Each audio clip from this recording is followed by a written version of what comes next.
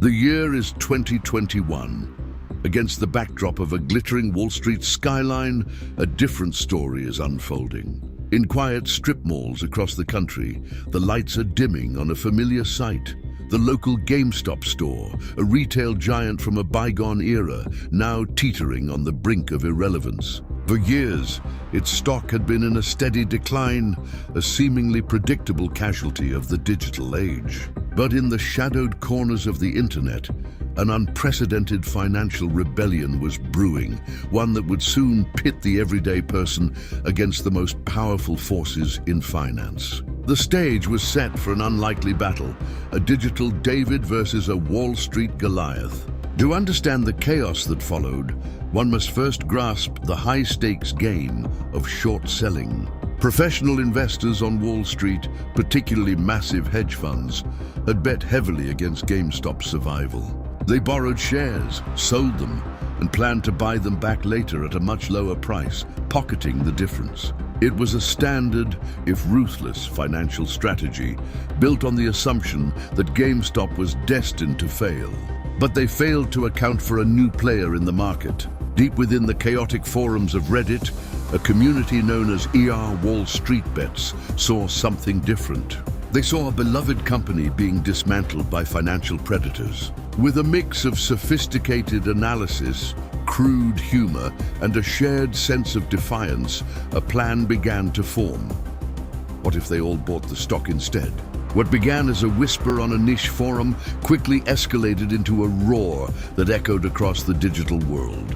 A legion of individual retail investors, armed with commission-free trading apps and a powerful sense of community, answered the call. Social media platforms erupted with memes, impassioned pleas, and calls to action. Diamond hand emojis became a symbol of their resolve to hold their shares no matter what. This was more than just an investment, it was a movement. Animated stock charts began to paint a dramatic picture as thousands, then millions of small investors collectively bought GameStop shares. The sheer volume of their coordinated buying sent the price soaring, creating a short squeeze that caught the professional shorters in a devastating financial trap.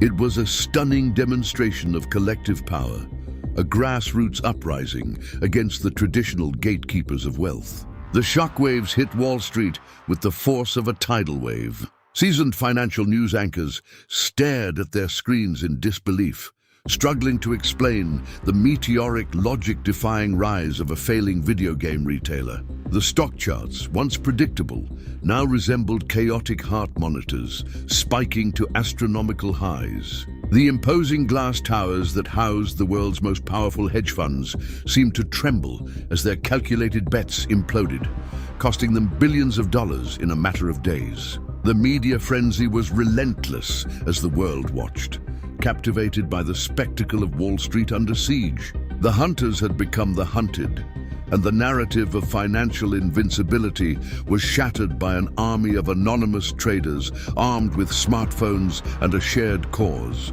In the aftermath, the dust began to settle, but the landscape of modern finance was forever changed. The GameStop stock price eventually stabilized, but at a level far higher than its pre-squeeze value, a testament to the movement's lasting impact. The event triggered intense debate among experts and lawmakers, sparking urgent conversations about market fairness, the role of social media in finance, and the need for new regulations to govern a rapidly evolving digital marketplace. For the millions of retail investors who participated, it was a moment of profound empowerment. A diverse global community had proven that they could challenge the established order and make their voices heard. The GameStop saga was more than a fluke.